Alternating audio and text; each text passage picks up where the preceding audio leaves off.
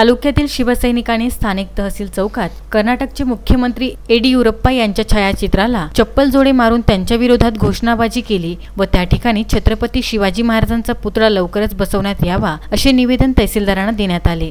सविस्तर वृत्त असे की कर्नाटक राज्यातील बेंगलोर जवळील मनगुत्ती येथे छत्रपती शिवाजी महाराजांचा पुतळा भाजप सहित राज्याचे मुख्यमंत्री येडियुरप्पा यांच्या आदेशान्वये 8 ऑगस्ट रोजी रातोरात हटवण्यात आला। यामुळे समस्त हिंदुस्थानातील छत्रपती शिवाजी महाराजांचा आदर्श ठेवणाऱ्या जनतेला भाजपाचे मुख्यमंत्री यांनी दुखवले आहे।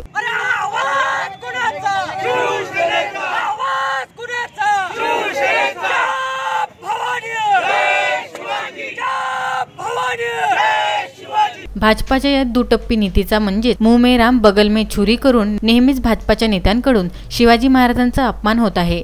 त्यामुळे भाजपाचे राष्ट्रीय अध्यक्ष जे.पी. नड्डा व देशाचे प्रधानमंत्री नरेंद्र मोदी यांनी समस्त हिंदूची माफी मागावी व कर्नाटकातील भाजपाचे मुख्यमंत्री येडियुरप्पा यांचा राजीनामा घ्यावा व तसेच मनगुत्ती या गावामध्ये त्वरित छत्रपती शिवाजी महाराजांचा पुतळा बसवण्यात यावा अशी मागणी तहसीलदार डॉक्टर शिवाजीराव मगर यांना दिलेल्या एका निवेदनाद्वारे तालुका शिवसेनेच्या वतीने करण्यात आली आहे। निवेदनावर जिल्ह्याचे संपर्क प्रमुख दत्ता पाटील, उपजिल्हा प्रमुख तुकाराम काळपांडे, तालुका अध्यक्ष गजानन वाघ, जामोद शिवसेना शाखा प्रमुख रमेश हागे, शहराध्यक्ष कैलाश राजपूत, नगरसेवक रमेश ताडे, संजय भुजबळ, विजय काडे, दिलीप आकोटकर, अध्यक्ष पाटील अशा अनेक शिवसैनिकांच्या सह्या होत्या।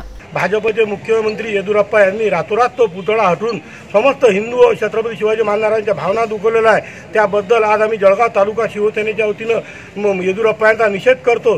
तसेच व्यंकय्या नायडू यांना यापूर्वी सुद्धा व्यंकय्या नायडू यांनी सुद्धा असा अपमान केलेला आहे। तरी पक्षाध्यक्ष त्यांचे जे पक्षाध्यक्ष त्यांनी तत्काळ मुख्यमंत्र्याचा राजीनामा घेऊन त्यांना मुक्त करावे, न त्यांना तर त्या ठिकाणी 8 दिवसाच्या पुतळा न बसवल्यास यापेक्षा मोठं आंदोलन जळगाव तालुका शिवसेनेच्या वतीनं करण्यात येईल। मनीष ताडे, विदर्भ न्यूज, जळगाव जामोद।